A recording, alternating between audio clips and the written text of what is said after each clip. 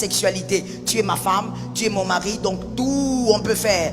Attention, lorsqu'on est marié, il y a des positions sexuelles qui sont des cultes à Lucifer. Ce sont des adorations à Lucifer. Quand vous le faites, pas tous, mais les démons viennent dans votre chambre et ils vous aident à célébrer Lucifer. Faites attention. Il y a des positions sexuelles qu'un marié chrétien ne doit jamais commencer. Pour Dieu, la sexualité doit produire trois choses. Premièrement, le plaisir. Deuxièmement, la vie. Troisièmement, la pérennisation de la race. Je vais avec les mariés.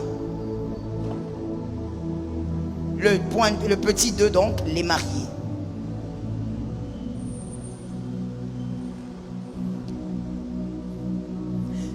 Les mariés, en parlant de la sexualité, parce que c'est de ça qu'il s'agit, quel type de sexualité peut vous ramener sous le joug quand vous êtes mariés? Commençons de manière très claire. En ce qui concerne les mariés, la Bible ne donne pas une ou des positions idéales pour la sexualité. La Bible n'en parle pas de manière claire. Mais par contre, la Bible nous présente des choses à ne pas faire. Pourquoi? Parce que lorsqu'on est marié, vous devez être libéré de cette fausse pensée qui dit, parce qu'on est marié, tout est permis dans la sexualité. Tu es ma femme, tu es mon mari, donc tout on peut faire. Attention, lorsqu'on est marié, il y a des positions sexuelles qui sont des cultes à Lucifer. Ce sont des adorations à Lucifer. Quand vous le faites, pas tous, mais les démons viennent dans votre chambre et ils vous aident à célébrer Lucifer. Faites attention. Il y a des positions sexuelles qu'un marié chrétien ne doit jamais commencer. Tu commences, tu auras le diable sur ta table demain. Est-ce que quelqu'un m'entend? Avant d'évoluer, je dis, si tu es une femme, tu as marié, tu as épousé un homme malheureusement qui n'est pas vraiment chrétien, ou encore un homme qui ne sait pas respecter les principes de Dieu, prie beaucoup pour lui. Tu dois te transformer en intercesseuse. Prie beaucoup pour lui, qu'il ne t'amène pas à commettre des pratiques qui en réalité est une adoration ou des adorations à Lucifer. Les positions enfériques, les positions sexuelles enfériques, diaboliques. Romains 1, 27. Romains 1, 27. Léonel, trouvez ça rapidement. Vous allez lire ça à haute voix pour tous nos frères. Romains 1, 27. Il y a plusieurs positions enfériques dont la Bible parle, mais aujourd'hui on n'a pas le temps, on va juste prendre celui-là. Romains 1, 27.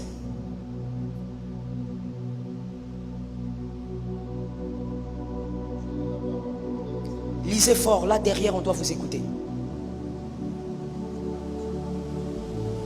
Allez-y.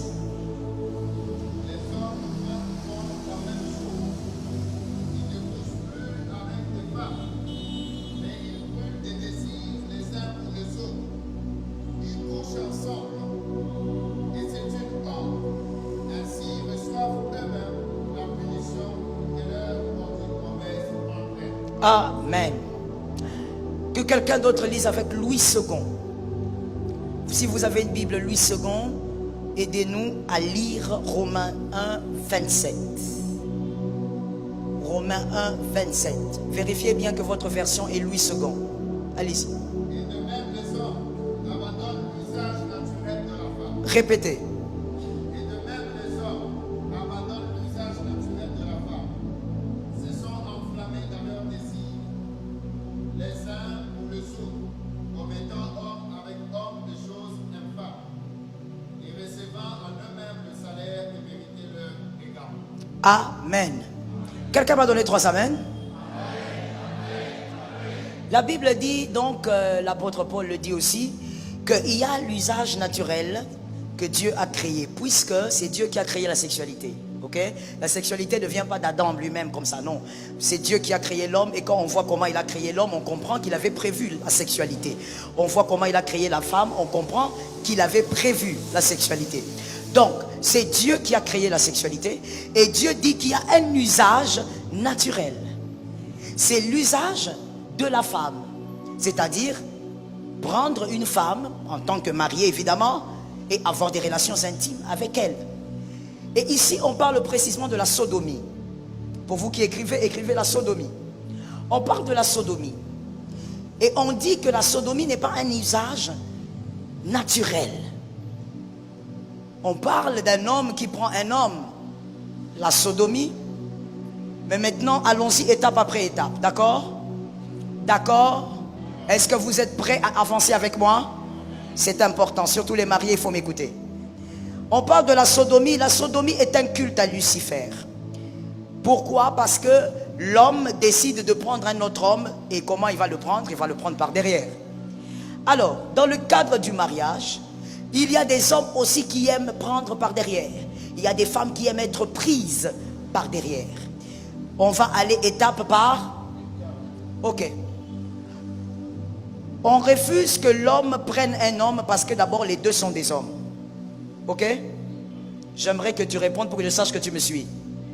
On refuse parce que les deux sont des hommes. Ce sont de la même nature. Ils ont la même nature. Deux choses de la même nature, selon Dieu, ne peuvent pas se mettre ensemble. Alors, deuxièmement, on refuse parce qu'ils se prennent comment? Par derrière. Par derrière, pour les hommes, c'est un appareil qui sert à quoi? Pardon?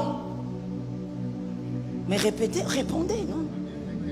À déféquer, aller aux toilettes, à faire grands besoins, n'est-ce pas? L'arrière aussi de la femme sert à quoi? J'ai aimé cette réponse. Le même usage. Lorsqu'un homme marié, très marié même, trop marié, jusqu'à la mairie tu t'es marié, tu prends ta femme par derrière, tu es en train de crier à la gloire de Lucifer. Pourquoi? Parce que Lucifer depuis le début voudrait dire à tout le monde que ce que Dieu a fait est mauvais. Il faut inverser ce que Dieu a fait. Il faut donc prendre par derrière au lieu de prendre sa femme par l'usage naturel. Jusque-là on se comprend? Jusque-là c'est clair? Parce que tu dois savoir pourquoi la sodomie pour les mariés c'est un problème. Et donc, comme vous l'avez dit, l'arrière de la femme comme de l'homme, les deux ont le même usage. C'est pas différent. Il n'y a pas quelque chose que l'autre fait de plus. C'est le même usage. C'est pour les grands besoins. Voici maintenant quelque chose à écrire. Lucifer combat l'agneau. En combattant l'agneau, il présente le bouc. Lucifer combat l'agneau. Malheureusement, je n'ai pas l'image de l'agneau. En combattant l'agneau, Lucifer ne dit pas seulement que ce n'est pas bien ce que Dieu a fait, mais Lucifer s'est donné aussi une image. Comme Jésus, quand il est venu, Jean-Baptiste a dit quoi? Voici l'agneau de Dieu. C'est un agneau. Lucifer lui aussi s'est donné une image. Mais il n'est pas allé dire je suis un cheval. Il est allé faire le contraire. Il dit il est le bouc. C'est comme ça qu'on appelle le bouc satanique. Vous connaissez l'image du bouc satanique? Un bouc avec des cornes renversées comme ça. Et donc, partout où l'agneau a établi la loi, Lucifer va imposer sa marque, c'est-à-dire le bouc. Le contraire de ce que Dieu a établi. Est-ce que jusque-là ça passe? Est-ce que jusque-là ça passe? Est-ce que les mariés m'entendent? Troisième vérité sur la sodomie, lorsque un homme prend sa femme par derrière. Et pourquoi Lucifer a voulu inverser les choses?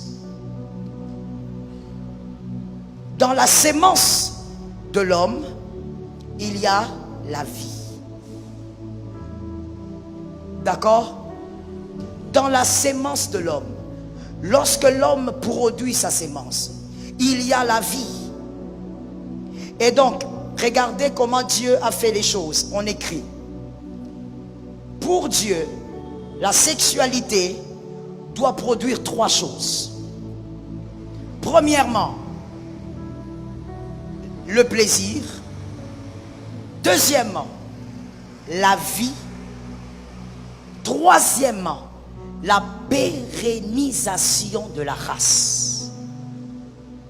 La pérennisation de la race. Ces trois choses sont attachées à la sexualité selon Dieu.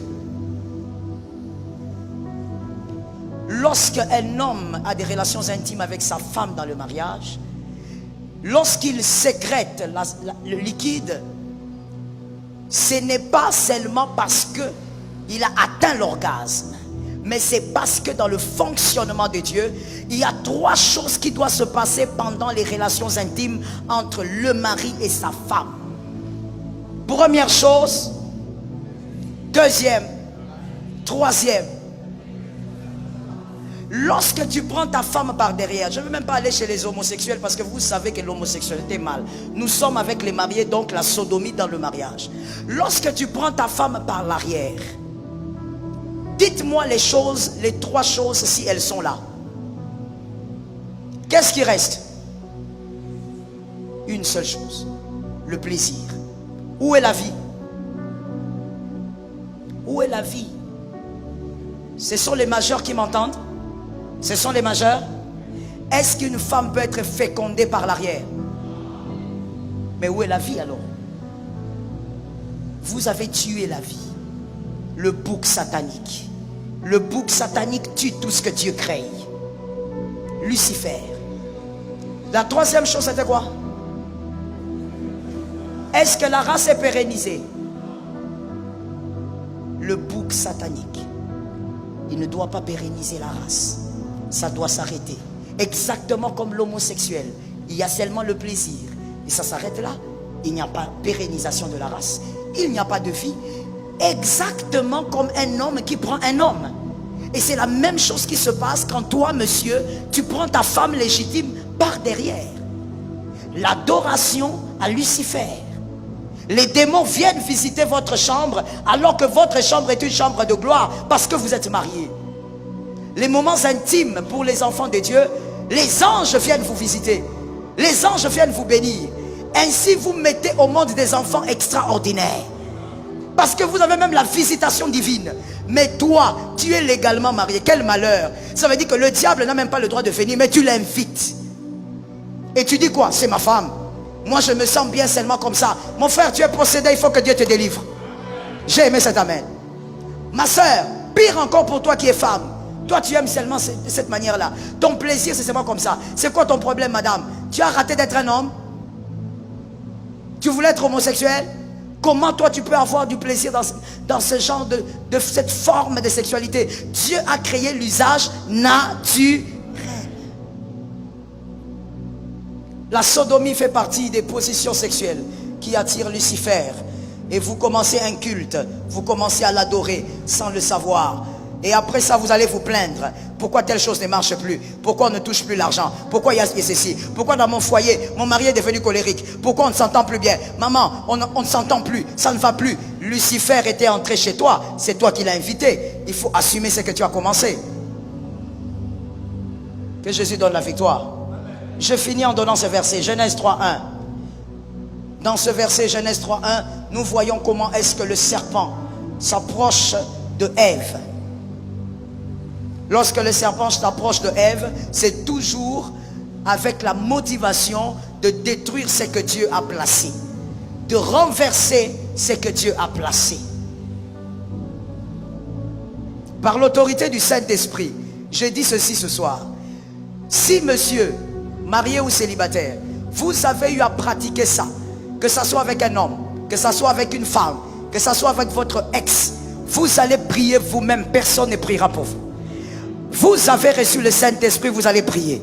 Vous allez bouter dehors l'esprit, la puissance qui s'est accaparée de vous depuis ce jour-là.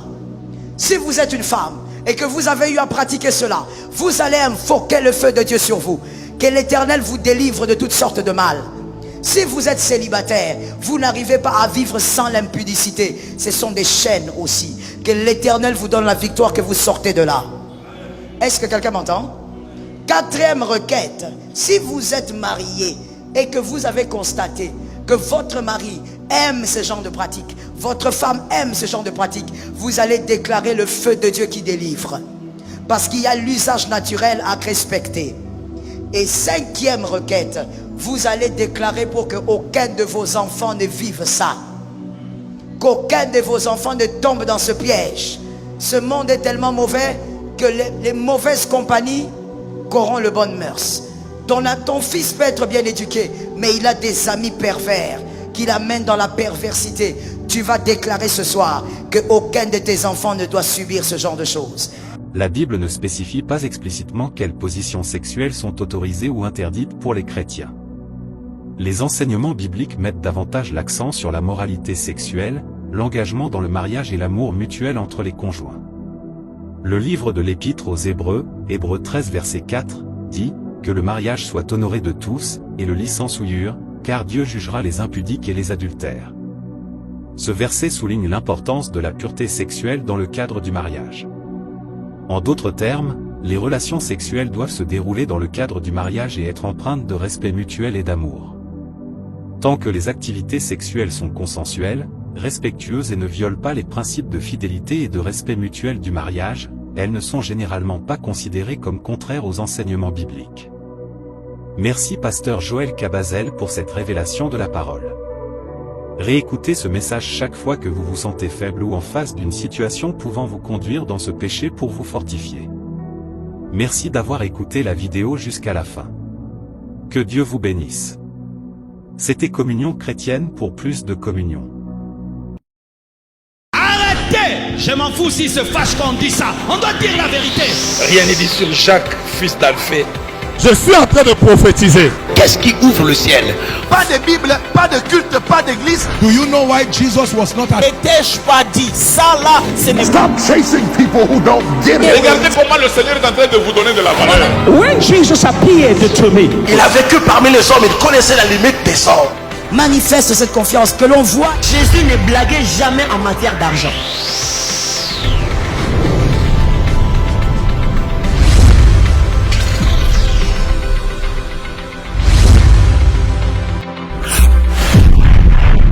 Likez la vidéo et abonnez-vous si ce n'est pas encore fait.